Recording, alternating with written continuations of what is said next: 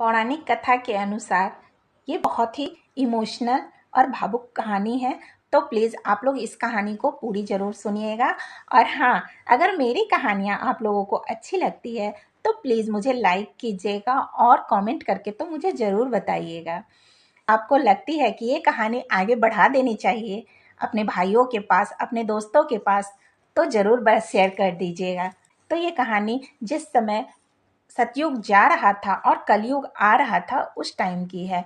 तो युग ने कलयुग से बोला कि जैसे सतयुग में इंसान एक दूसरे से प्रेम करते थे, हमारे किसी इंसान को तुम कोई नुकसान नहीं पहुंचाना।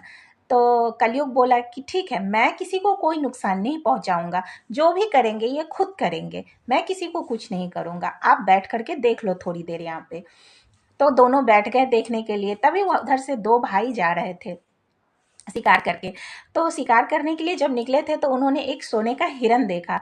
हिरन, दोनों भाई ने हिरन का शिकार किया और उसे जब मार करके लेके जा रहे थे तो फिर रास्ते में उन्होंने सोचा कि अगर इसे दिन के समय गांव में मैं लेके जाऊंगा तो गांव वाले देखेंगे और फिर उन्हें भी मुझे हिस्सा देना पड़ेगा, या हिस्सा ना दूँ तो वो लोग जा कर के सरकार को बता देंगे।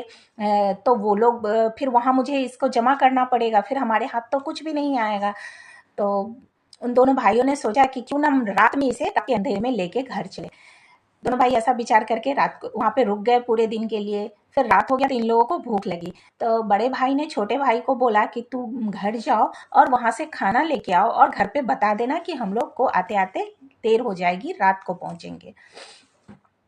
तो ऐसा ही किया। छोटा भाई घर गया तो और जब खाना लेकर के लौट रहा था ना तो उसके मन में विचार आया कि बड़े भाई के पास तो सब कुछ है, उनकी शादी भी हो गई है, उनका परिवार भी है, उनके पास सब कुछ है, मेरी तो अभी शादी भी नहीं हुई है और मुझे धन की ज़्यादा ज़रूरत है।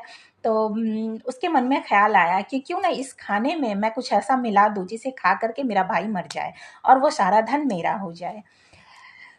तो उसने उस खाने में मिला दिया। फिर वो खाना लेकर के वहाँ बड़े भाई के पास गया। तब तक इधर बड़े भाई के मन में विचार आ रहा था कि मेरी तो शादी हो गई है, मेरा परिवार है, मेरी जिम्मेवारियाँ ज़्यादा है, मेरी भाई की तो अभी शादी भी नहीं हुई है, फिर भी उसको धन का आधा हिस्सा मिल जाएगा। तो क्यों ना ऐसा करो कि उसे मैं मार दूँ, किसी को पता भी नहीं चलेगा, लोग समझेंगे शिकार खेलते हुए मारा गया।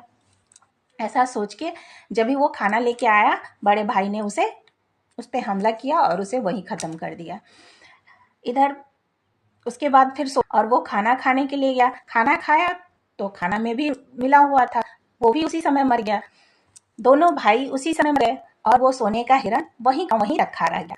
तभी कलयुग और सतयुग तो वहां पे बैठ के देख रहे थे। तो कलयुग ने बोला कि देखो सतयुग, मैंने कुछ भी नहीं किया, जो किया इन इंसानों ने किया। मैं तो यहाँ तुम्हारे साथ बैठा हूँ, मैं तो इसमें कुछ भी नहीं हस्तक्षेप किया, जो किया ये इन दोनों ने किया।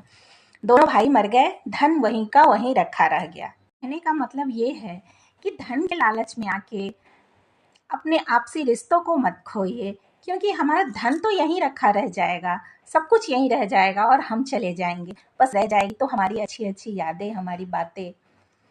तो अगर मेरी कहानी आप लोगों को अच्छी लगी तो लाइक कीजिएगा और कमेंट करके मुझे बताइएगा। और अगर आपको लगती है कि ये कहानी आगे बढ़ा देनी चाहिए अपने भाइयों के पास, अपने दोस्तों के पास, तो ज़रूर बस शेयर कर दीजिएगा। राधे राधे।